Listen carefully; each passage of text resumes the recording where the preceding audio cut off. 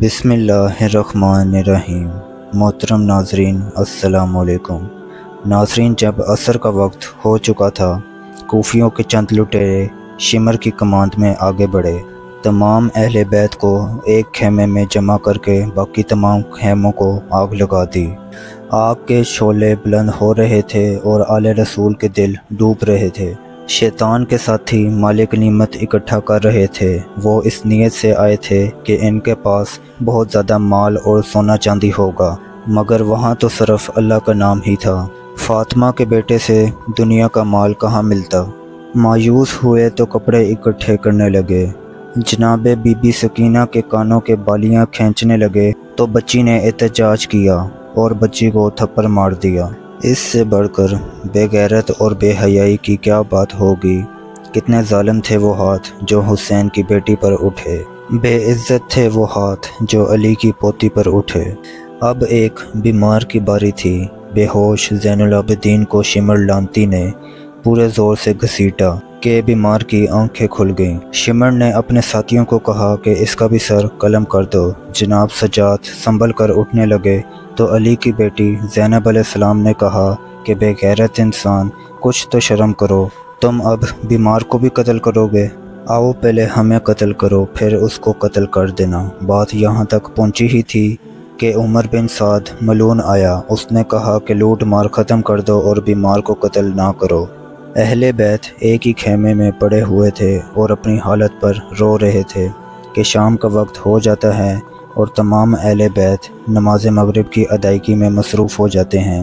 یہ شام قریباں تھی۔ اب شام قریباں آتی ہے، درد و الم میں ڈوبی ہوئی شام، خون شودا میں لت پت شام، افسردہ اور نڈھال شام۔ یزیدی اپنے مردوں کو دفن کرنے کے بعد اپنے پڑاؤ میں شام فتح منا رہے ہیں، اور دوسری طرف خاندان رسالت کی لٹی پٹی شہزادیاں ایک بیمار کے ساتھ بیٹھ کر اپنی حالت پر رو رہی ہیں۔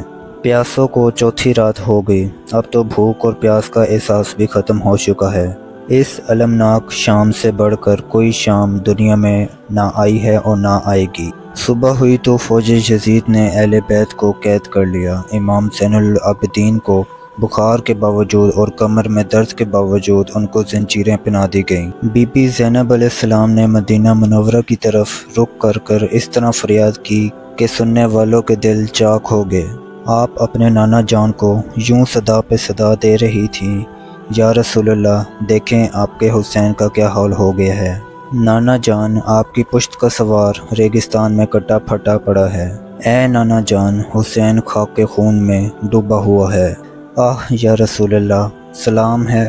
یا محمد، دیکھیں اپنے حسین کا بدن ٹکڑے ٹکڑے ہو چکا ہے، تیری بیٹیاں قیدی بن گئی ہیں۔ شمر اور عمر بن سعد نے چند لوگوں کو قافلے کے ساتھ روانہ کر دیا۔ خولی بن یزید امام حسین کا سر مبارک نیزے پر چڑھا کر قافلے کے آگے آگے جا رہا ہے۔ راستے میں ایک شخص ملا جو سورۃ کاف کی تلاوت کر رہا تھا۔ جب اس نے یہ آیت پڑھی، ام حسبت ان اصحاب الکہف والرقیم کانوا من آیاتنا عجبا، کیا تمہیں معلوم ہے کہ میری نشانیوں میں سے اصحاب الکہف کا قصہ بڑا عجیب ہے؟ امام حسین علیہ السلام کے سر اقدس سے آواز آئی، اے قرآن پڑھنے والے، مجھے قتل کرنا اور قتل کر کے نیزے پر چڑھانا اصحاب الکہف سے بھی عجیب ہے۔ آہستہ آہستہ قافلہ کوفہ کی طرف بڑھ رہا ہے۔ خولی بن یزید ملعون نے اپنے ساتھیوں کو چھوڑ کر اپنی سواری کو تیز کیا۔ وہ جلد جلد سر اقدس کو ابن زیاد کے دربار میں پیش کرے۔ خولی بن یزید انعام و کرام حاصل کرنا چاہتا تھا۔ جب وہ پہنچا تو رات ہو چکی تھی۔ بجائے وہ ابن زیاد کو ملنے جاتا، وہ اپنے گھر چلا گیا۔ اس نے امام حسین علیہ السلام کا سر مبارک نیزے سے اتار لیا تھا اور اس کو کپڑے میں باندھ کر رکھ دیا تھا۔ گھر گیا تو بیوی نے پوچھا، کیا لے کر آئے ہو؟ بدبخت نے جواب دیا، میں بہت بڑا کام کر کے آیا ہوں، امام حسین علیہ السلام کا سر لے کر آیا ہوں، جس کا حکومت کی طرف سے اتنا انعام ملے گا کہ تم خوش ہو جاؤ گی۔ اس کی بیوی کا نام روایت میں انوار لکھا گیا ہے۔ جب اس نے یہ سنا تو وہ رونے لگی۔ وہ روتی بھی جا رہی تھی اور غصہ بھی کر رہی تھی اور خولی بن یزید کو برا بھلا بھی کہہ رہی تھی۔ وہ کہہ رہی تھی کہ خدا تم کو کرک کرے، تم نے جنت کے سرداروں کا سر کاٹا ہے، اللہ تم کو آگ میں جلائے، تم نے فاطمہ کے لال کا سر کاٹا ہے۔ تو ہمیشہ آگ میں جلتا رہے گا، تیرا گھر برباد ہو جائے گا۔ خولی کا خیال تھا کہ اس کی بیوی انعام و کرام کا سن کر بہت خوش ہو جائے گی، لیکن خون حسین کا انتقام شروع ہو چکا تھا۔ خولی بن یزید کی بیگم نے امام حسین علیہ السلام کے سر مبارک کو صاف کپڑے میں رکھا، خوشبو لگائی اور رونا شروع کر دیا۔ رات روتی رہی۔ آدھی رات جب اس کی آنکھ لگ گئی، پھر جب اس کی آنکھ کھلی تو وہ دیکھ کر حیران رہ گئی کہ ایک دم نور کی بارش برسنے لگی ہے اور چادروں میں لپٹی ہوئی 4 عورتیں سامنے کھڑی ہیں۔ کبھی وہ سر اقدس کو چومتی ہیں اور کبھی سینے سے لگاتی ہیں۔ خولی کی بیگم نے بےتاب ہو کر پوچھا کہ آپ کون ہیں؟ ان میں سے ایک عورت نے کہا کہ بیٹی، تم نے حسین کے سر مبارک کا خیال رکھا ہے، تم کو بتا دیتی ہوں، میں فاطمہ بنت رسول حسین ابن علی کی ماں ہوں۔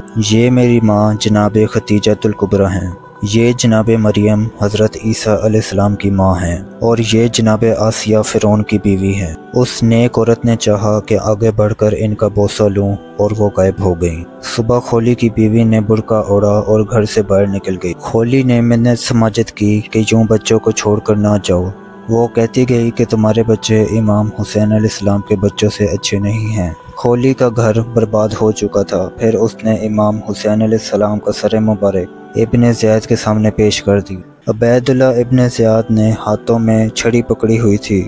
اس نے وہ چھڑی امام حسین علیہ السلام کے دانتوں پر ماری اور کہا کہ میں نے اس سے خوبصورت چہرہ کبھی نہیں دیکھا اور نہ ہی کسی کے اتنے خوبصورت دانت دیکھے ہیں۔ جناب زید بن ارقم صحابی رسول بھی وہاں پر موجود تھے۔ انہوں نے کہا، ابن زیاد، اس چہرے سے چھڑی کو اٹھاؤ، میں نے ان لبوں پر نبی کریم صلی اللہ علیہ وسلم کو چومتے ہوئے دیکھا ہے، اس حسین کو بوسہ دیتے ہوئے دیکھا ہے، اور رسول اللہ صلی اللہ علیہ وسلم سے یہ فرماتے ہوئے سنا ہے کہ جنت میں وہی جا سکے گا جو میرے حسین سے پیار کرے گا۔ ابن زیاد کو غصہ آ گیا اور کہا کہ اے بڈھے، اگر تو ستیا نہ گیا ہوتا تو میں تجھے قتل کر دیتا۔ اب قافلہ اہل بیت بھی کوفہ پہنچ چکا تھا۔ کوفہ میں جب اہل بیت کو رسیوں میں بندھے ہوئے دیکھا تو سب رونے لگے۔ بی بی زینب نے وہاں پر خطبہ دیا اور فرمایا، بد نصیب کوفیوں، رو رو کر سچے ہونے کی کوشش نہ کرو، اہل بیت کے خون سے دامن رنگنے والے تم ہو، حسین کا کنبہ شہید کرنے والے تم ہو،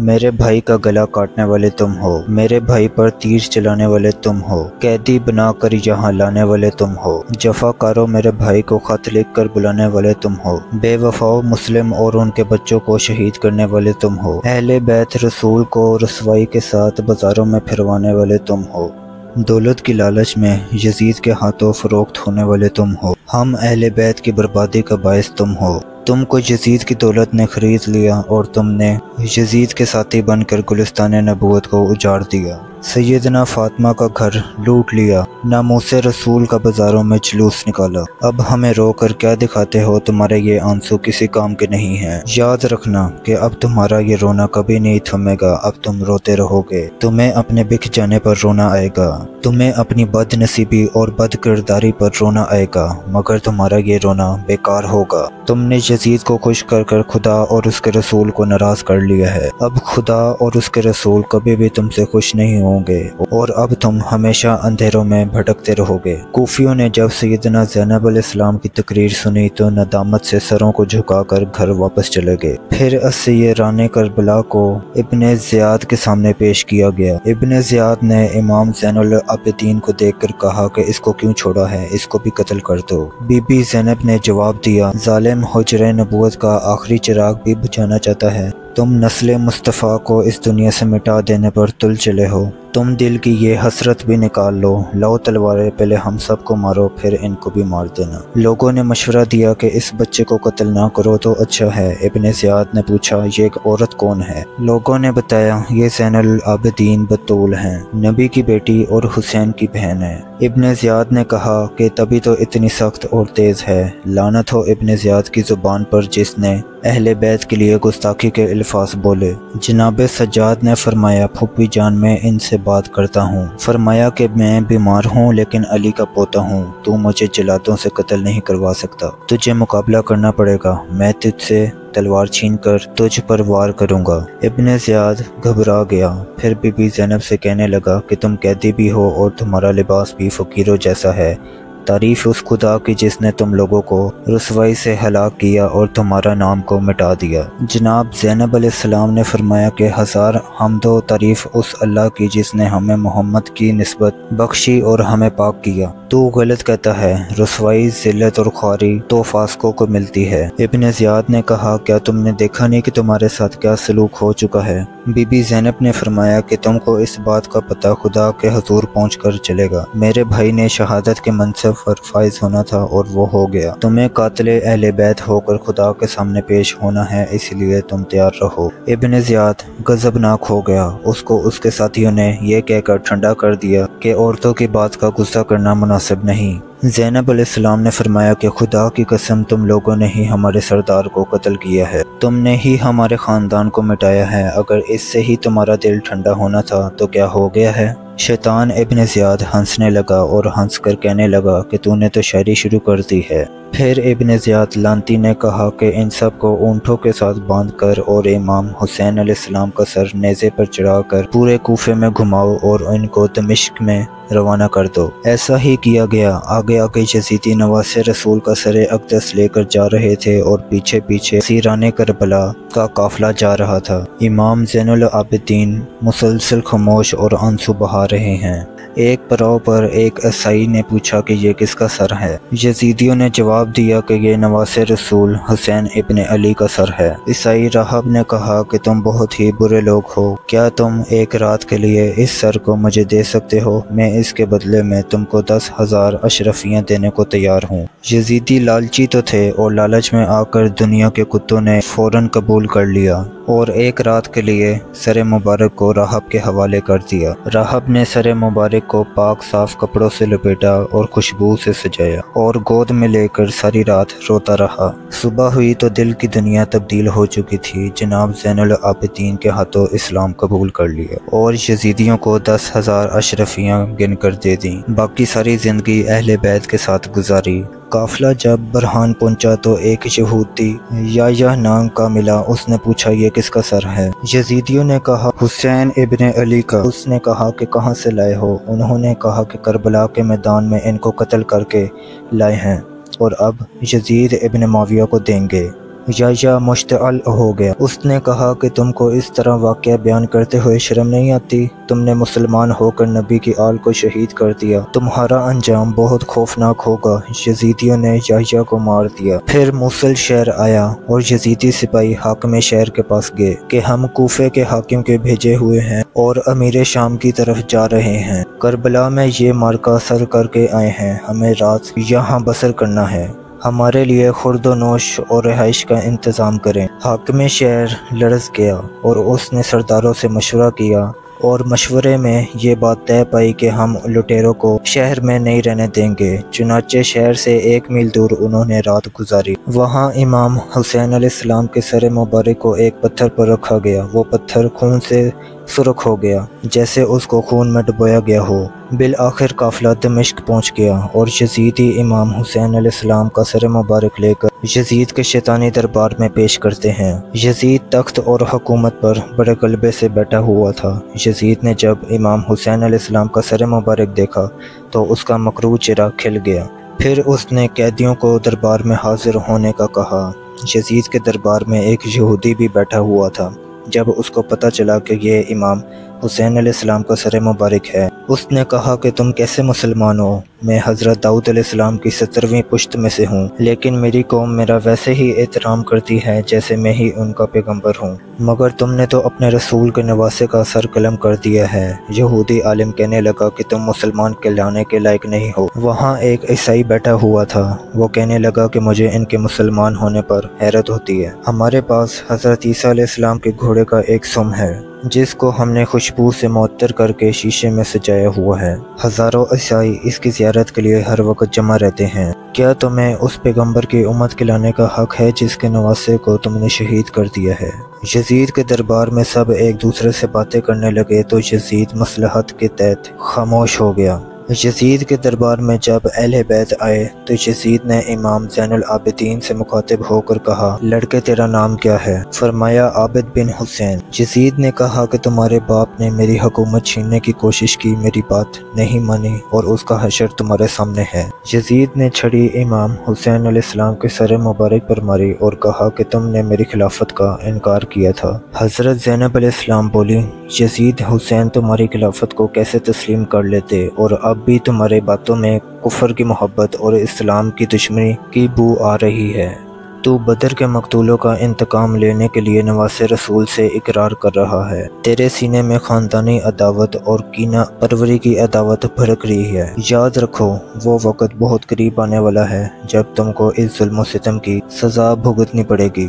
میرے بھائی کا خون تیرے محل کی دیواروں پر بجلی بن کے گرے گا اور تیرے لیے آگ ہی آگ ہوگی۔ حضرت زینب علیہ السلام کا خطبہ سنا تو تمام درباری سکتے میں آ گئے اور یزید آگ بگولا ہو گیا۔ پھر ایک شامی حرامی اٹھا اور اس نے بی بی سکینہ کی طرف اشارہ کر کے کہا کہ یہ لڑکی مجھے دے دو۔ بی بی زینب نے کہا، کمینے تیری یہ جرت، تو ناموس رسول پر آنکھ اٹھاتا ہے، بے شرم، اس کا حق تمہیں نہیں ہے اور نہ ہی تیرے امیر کو۔ یزید اور غصے میں پاگل ہو گیا اور کہنے لگا کہ تم جھوٹی ہو، مجھے اس کا حق حاصل ہے، میں چاہوں تو ابھی ایسا کر سکتا ہوں۔ زینب علیہ السلام نے کہا کہ تم غلط کہتے ہو، اللہ نے اس کا تمہیں حق نہیں دیا کہ تم رسول کے عزتوں کو اپنا مال سمجھ کر تقسیم کر دو۔ یہ حق بنانے کے لیے تم کو سرعام اعلان کرنا پڑے گا کہ تم ملت مصطفیٰ سے نکل چکے ہو۔ تم کو یہ اعلان کرنا پڑے گا کہ تم نے دین محمد کو چھوڑ کر دوسرا دین اختیار کر لیا ہے۔ تمہاری پہلی گفتگو سے بھی کفر کی بو آئی ہے، اب یہ اعلان کرنا بھی ہے تو کر دو۔ یزید غصے میں آیا اور کہنے لگا کہ دین سے تمہارا بھائی اور باپ بھی نکل چکا ہے۔ زینب علیہ السلام نے فرمایا کہ اللہ کا دین میرے نانا، میرے باپ اور میرے بھائی نے ہی دنیا کو دیا ہے۔ یزید چلایا اور کہنے لگا، اے دشمن خدا، تو جھوٹی ہے۔ بی بی زینب نے کہا کہ ظالم، تو زبردستی حاکم بن بیٹھا ہے، ظلم سے گالیاں بکتا ہے، جبر و مشقت سے اللہ کی مخلوق اور صدائے حق کو دباتا ہے۔ یزید نے جب زینب کی گفتگو سنی تو عوام سے بھی ڈرنے لگا، یہی اس کی شکست اور موت تھی۔ یزید نے کہا کہ خدا میرے ساتھ ہے جس نے مجھے تخت و تاج دیا ہے، تمہارے بھائی حسین کے ساتھ نہیں۔ اگر خدا تمہارے حسین کے ساتھ ہوتا تو وہ یوں نہ مارا جاتا اور اس کا کٹا ہوا سر میرے سامنے نہ ہوتا۔ یزید کی تکبر والی گفتگو سب دربار والوں کو بہت بری لگی اور یہی یزید کی شکست تھی۔ ابھی یہ بات جاری تھی کہ مسجد سے آواز آئی، اشہد ان لا الہ الا اللہ، اشہد ان محمد رسول اللہ۔